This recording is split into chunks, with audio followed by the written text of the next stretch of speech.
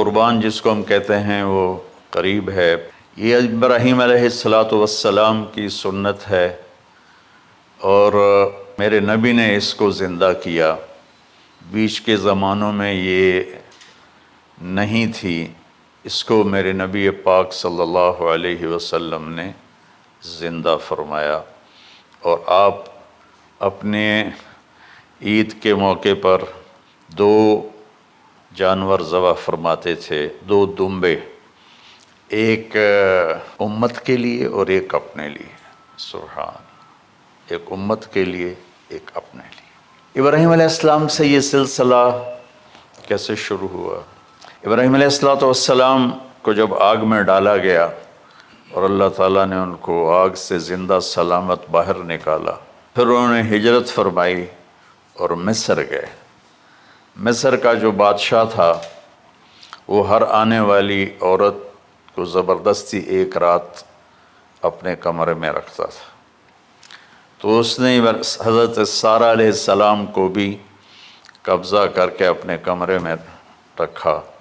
جو ہی ہاتھ بڑھاتا اس کا ہاتھ سوکھ جاتا، پیچھے کرتا تو ٹھیک ہو جاتا، پھر ایسے ہاتھ بڑھاتا سوکھ جاتا، پھر پیچھے کرتا ٹھیک ہو جاتا، پھر ایسے ہاتھ بڑھایا سوکھ گیا، پھر پیچھے کیا ٹھیک ہو گیا۔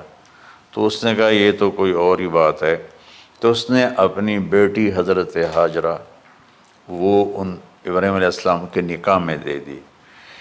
ابراہیم علیہ السلام اس وقت 70 سے اوپر جا چکے تھے اور حضرت ہاجرہ 20-22 سال کی تھی۔ یہ 3 افراد کا قافلہ ہجرت کر کے فلسطین پہنچا، اور ابراہیم علیہ السلام کی عمر گزر گئی۔ رب ہب لی من الصالحین، یا اللہ کوئی نیک بچہ دے، یا اللہ کوئی نیک بچہ دے۔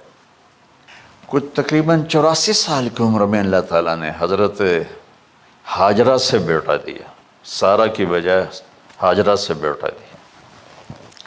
حضرت اللہ کی حکمت تھی، اللہ بھی یہی چاہ رہے تھے، تو حضرت کہنے کہ اس بچے کو مجھ سے دور کرو، اس بچے کو مجھ سے دور کرو، میں دیکھ نہیں سکتا۔ تو جبریل آئے کہ اللہ تعالیٰ بھی فرما رہے ہیں کہ اسے یہاں سے دور کرو۔ کہ کہاں لے جاؤں؟ کہا یہ ہم بتائیں گے کہاں لے جانا ہے۔ تو جبریل انسانی شکل میں اونٹ پہ سوار ہو کر تشریف لائے، اور پیچھے ابراہیم علیہ السلام اپنی اونٹنی پر، بچہ بیگم، اور آگے جبریل رہبر کے طور پر۔ فلسطین سرسبز ہے، کہیں خشک ہے، لیکن پانی ہے، اچھی آبادی ہے۔ چلتے چلتے چلتے چلتے 1 مہینہ کا سفر کرنے کے بعد جب وہ علاقہ شروع ہوا جہاں کالے پہاڑ، پتھر، کوئی پتا نہیں سبزے کا، کوئی نشان نہیں پانی کا، وہاں سے چلتے چلتے چلتے 4 پہاڑوں کے اندر ایک وادی سی آئی۔ جب وہاں پہنچے تو جبریل کہنے لگے اللہ کے نبی یہاں ہاجرہ اور اسماعیل کو چھوڑ دیں۔ جب وہ آگ میں جا رہے تھے نا ابراہیم علیہ السلام، تو ایک لفظ نہیں بولے، بس نے کہا حسبی اللہ ونعم الوکیل۔ لیکن جب جبریل نے کہا یہاں چھوڑ دیں تو ایک دم بولے یہاں کیسے چھوڑ دوں، یہاں تو کچھ بھی نہیں ہے، یہ کیسے رہیں گے؟ کہ یہ آپ کے رب کی منشا ہے، یہاں اللہ کا گھر بنے گا، یہاں اس بچے کی نسل سے ایک آخری نبی پیدا ہوگا جو پورے عالم کو روشن کرے گا، آپ چھوڑ دیں۔ تو وہ وہاں 3 دن رہے، ان کے لیے ایک چھپر سا بنایا لکڑیاں کاٹ کے، یا 2 دن رہے یا 1 دن، یہ تو کوئی تحقیق کوئی نہیں ہے، لیکن ایک چھپر سا ان کو بنا کے دیا ایسے، یعنی اس ایک اوپر وہ لکڑیوں کی چھاؤں کر دی اور نیچے ایسے بانس سے گاڑ دیے اور چل پڑے۔ تو حضرت ہاجرہ فرمانے لگے آپ کہاں جا رہے ہیں؟ اتنا بڑا امتحان تھا کہ جواب نہیں دینا، بس چپ کر کے چلو۔ انہوں نے پھر پوچھا آپ مجھے چھوڑ کے کیوں جا رہے ہیں؟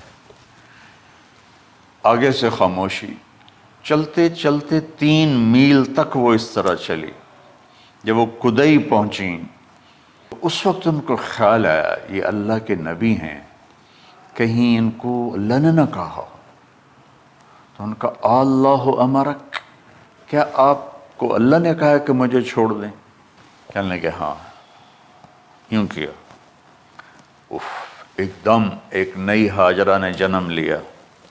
کہ اذن، یوں گردن، اذن لن یضیعنا اللہ، جاؤ پھر میرا اللہ مجھے ضائع نہیں کرے گا. ابراہیم علیہ السلام بوجھل دل کے ساتھ پیدل چل رہے تھے، دونوں میاں بیوی اونٹنی پہ سوار ہوئے، اور وہ اپنے بچے کو گود میں لے کر ایسے کھڑی ان کو دیکھ رہے تھے.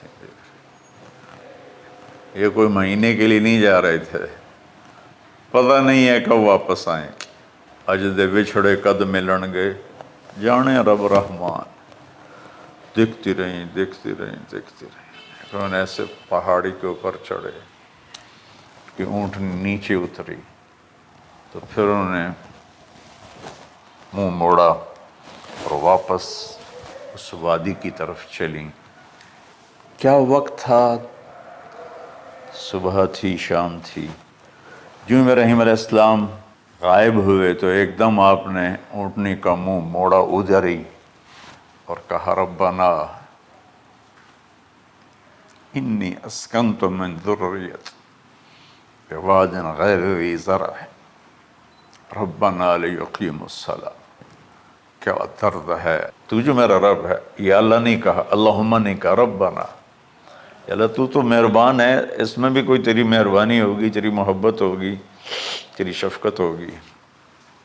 انی اسکنت من ذریت، میں نے چھوڑ دیا اپنی اولاد کو. یا اللہ میں نے وہاں چھوڑا جہاں نہ پتا ہے، نہ دانا ہے، نہ پانی ہے. تو جان اور یہ جانے. اس درد بھری دعا نے عرش کو بھی ہلا دیا تھا، اور آپ نے منہ موڑا. ایک چھوٹا سی مشکیزہ تھا پانی کا، اس سے گھونٹ گھونٹ پی کے ان کے منہ میں بھی ڈال رہی تھی. اس مشکیزے پر 3 دن گزرے، پانی ختم ہو گیا. کون اس کے لیے کہہ رہا تھا میں پانی لاتا ہوں، کھانا لاتا ہوں. موت تھی دونوں ماں بیٹی کی. تو یہ بے قراری میں صفا مروہ کی دوڑ لگائی. انہیں پتا تھا کچھ نہیں ہے، انہیں معلوم تھا کچھ نہیں ہے، لیکن وہ اس کو تڑپتے دیکھ نہیں پا رہے. وہ بھاگیں، صفا پہ چڑھیں، نیچے اتریں جہاں وہ ٹیوب لائٹس آتی ہیں، وہاں وہ نیچے ہو گئے اور بچہ غائب ہو گیا. تو دوڑ لگاتے. مصر کی شہزادی اور مکے کے نوکدار پتھروں کے اوپر دوڑ رہی تھی. جب بچہ نظر آیا پھر آہستہ ہو گئی، پھر مروہ پہ چڑھی، پھر صفا پہ چڑھی، پھر مروہ پہ چڑھی، پھر صفا. مجھے لگتا ہے صفا مروہ بھی رو رہے ہوں گے اس وقت، اور مکے کے پہاڑ بھی رو رہے ہوں گے. سورج بھی اس وقت رو رہا ہوگا. آخر وہ مروہ پہ تھک کے گر گئیں. یہ نہیں کہ انہوں نے 7 چکر لگانے تھے، 7ویں چکر کے بعد ان کی ہمت جواب دے گئی. وہ گر گئیں اور ان کا جینا چاہا کہ میں بچے کو اپنے سامنے مرتا دیکھوں، اس لیے وہیں گر گئیں کہ میں اتھے مر جاؤں، وہ اتھے مر جاؤں. پھر ایسے حسرت بھری نظروں سے یوں دیکھا، مر گیا کہ نہیں. تو وہاں ایک آدمی کھڑا تھا. پھر مردہ جسم میں پھر جان آ گئی. پھر انہوں نے اپنے آپ کو اٹھایا اور دوڑ لگائی. پہنچی تو آدمی غائب تھا اور ایڑیوں سے پانی نکل رہا تھا. کوئی ابراہیم کا گلہ نہیں، شکوہ نہیں. 7 چکر اور تڑپ اور درد، اس کے بعد پانی کیوں نکالا، پہلے کیوں نہیں نکالا؟ عشق کا راستہ ہی ہے. دیکھا تو پانی ابل رہا ہے، ابل رہا ہے، ابل رہا ہے، فوارے مار رہا ہے. تو اس وقت عبرانی لینگویج تھی تو ان کا زمزم زمزم، ٹھہر جا ٹھہر جا ٹھہر جا. وہ نیچے زور، اللہ کو بھی یہی منظور تھا، وہ نیچے زور. میرے نبی نے فرمایا اگر میری ماں زمزم نہ کہتی تو پورے عرب کو یہ پانی سیراب کر دیتا. جتنا اونچا بنانا ہو بلڈنگ اتنی گہری بنیاد. اس ماں بیٹے سے محمد مصطفیٰ نے آنا ہے تو پھر بنیاد تو گہری ہوگی نا. 1 سال کے بعد اجازت ملی، جاؤ مل کے آؤ. 1 سال کے بعد اونٹنی کا سر نظر آیا تو دل اچھل کے آسمان کو جا لگا کہ میری آنکھوں کی ٹھنڈک آ گئی، میرے سر کا سایہ آ گیا، میرے بیٹے کی چھاؤں آیا. اونٹنی بٹھائی، کہا تشریف لائیے. کہنے لگے اترنے کا حکم نہیں ہے، صرف ملاقات. نہ آتے صبر آیا ہوا تھا، صبر توڑ کے پھر جا رہے ہیں. تو اف نہیں کی، آہ نہ کر لبوں کو سی. کہنے لگے اچھا بچہ گود میں دے دوں گا. سینے سے لگا، پیار کی بہتے آنسو بچے کے رخسار پہ گرے. بچوں کو پتہ نہیں کون ہے. کہنے لگی اجازت ہے آپ کا سر دھو دوں، منہ دھو دوں، پاؤں دھو دوں، ہاتھ دھو دوں؟ یہ پانی پاک ملا ہے. ٹھیک ہے. واپس فلما بلغ معه السعي، بھاگنے دوڑنے لگا، دل میں اتر گیا، نظروں کو بھا گیا تو خواب آنے شروع ہوئے. قیمتی چیز قربان کرو، پتہ نہیں کتنی بکریاں قربان کر دیں. پھر خواب آیا قیمتی چیز قربان کرو، پھر گائے قربان کر دیں، عدد مجھے یاد نہیں ہے. پھر خواب آیا قیمتی چیز قربان کرو، اونٹ قربان کر دیے. پھر خواب آیا قیمتی چیز قربان کرو تو پھر خیال آیا کہ یہ اسماعیل کی طرف اشارہ ہے. میں اس تصور میں جب ڈوبتا ہوں میں رونا شروع کر دیتا. اور یہ 92 سال کی ہستی بڑھاپے میں 1 مہینے کی اذیت برداشت کرتے ہوئے جا رہے ہیں کہ بیٹا ذبح کرنا ہے، بیٹا ذبح کرنا ہے، بیٹا ذبح کرنا ہے.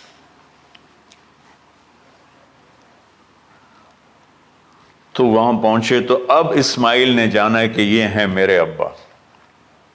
وہ کیسے لپٹے ہوں گے، کیسے چوما ہوگا، کیسے پیار کیا ہوگا. لیکن کہا کہ بچوں کو تیار کرو، میں اس کو سیر کرانے لے جا رہا ہوں. بڑی خوش ہوئی، ماں بھی بچہ بھی اچھل رہا ہے. اور لے کے پہنچے جمرہ کبریٰ پر، وہ جو شیطان کو 3 جگہ مارتے ہیں تو آخری جگہ وہاں اس وقت ایک تنگ سی جگہ تھی پہاڑوں میں گھری ہوئی. وہاں پہنچے. یا بنی انی، کوئی شک شبہ والی بات، ارا فی المنام انی اذبحک، میں نے تمہیں ذبح کرنا ہی ہے. انی میں نے تمہیں ذبح کرنا ہے. فانظر ماذا تری، تیری رائے کیا ہے؟ قربان جاؤں اس ماں پہ جس نے 7-8 سال کے کو کیا ترتیب، کیا تربیت دی.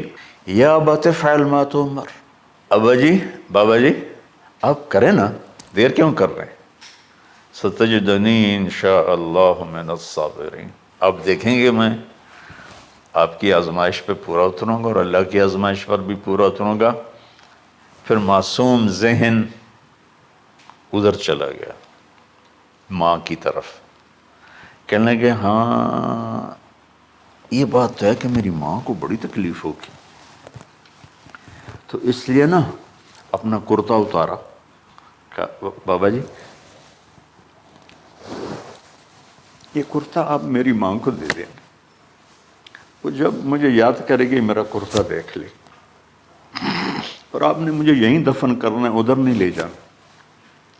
اور آپ بھی احتیاط کریں، مجھے الٹا لٹائیں، تلہ للجبین، میرا سر زمین پہ لگائیں، گردن نہیں، تاکہ آپ کو تکلیف نہ ہو مجھے دیکھ کر. جیسے ابراہیم علیہ السلام کا تصور کر کے میری چیخیں نکل کہ انہوں نے جب ان کی کمر پہ گوڈا رکھا ہوگا یوں کر کے، ہاتھ باندھے، پاؤں باندھے، اور سر کے بال یوں اٹھا کے یہاں لائے ہوں گے سر کو، اور چھری یہاں رکھی ہوگی، کیا کیفیت؟ تو یوں آسمان کو دیکھ کر کہ یا اللہ، کیا تم مجھ سے ناراض ہو گیا کہ میرے دل میں اسماعیل زیادہ اتر گیا ہے؟ یا اللہ ایسا کبھی نہیں ہے، یا اللہ، یا میرا کوئی امتحان تو لے رہا ہے، یا اللہ تیرے پر سب کچھ قربان ہے، اور یوں چلائی، اور اللہ تعالیٰ نے چھری کی کیا حیثیت ہے، اس نے چلنے سے انکار کر دیا، پھر چلائے، پھر چلائے۔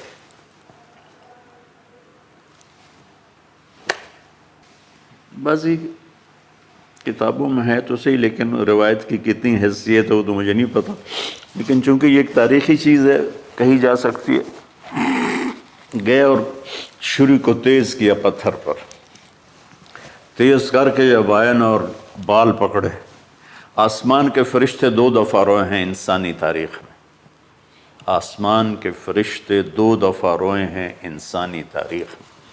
ایک جب ابراہیم علیہ السلام نے ان کی کمر پہ اپنا گھٹنا رکھا کہ سر کے بال پکڑ اور چھری پکڑ کے یہ کہا یا اللہ تم مجھ سے ناراض ہو، تو آسمان کے فرشتوں کی چیخیں نکل گئی۔ اور ایک جب اللہ کے نبی کو طائف میں پتھر پڑے کہ اللہ من یشکو الیک ضعف قوتی، تو آسمان کے فرشتوں کی چیخیں نکل گئی۔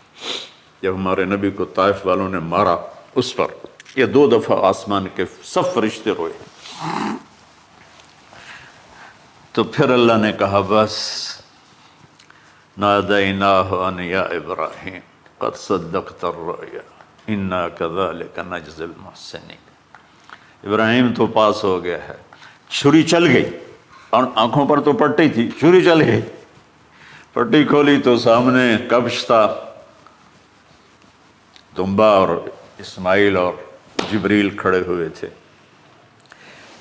یہ جانور کی قربانی ایک علامت ہے، اس قربانی سے ایک پیغام ہے کہ اپنے غلط جذبات کو اللہ پر قربان کر دو۔ ہم سے اللہ نہیں کہہ رہا بچے قربان کرو، ہم سے کہہ رہا غلط جذبات قربان کرو، اپنے جذبات کو دبا دو جو تمہیں اللہ اس کے رسول سے دور کرتے ہیں، ان پر چھری چلاؤ۔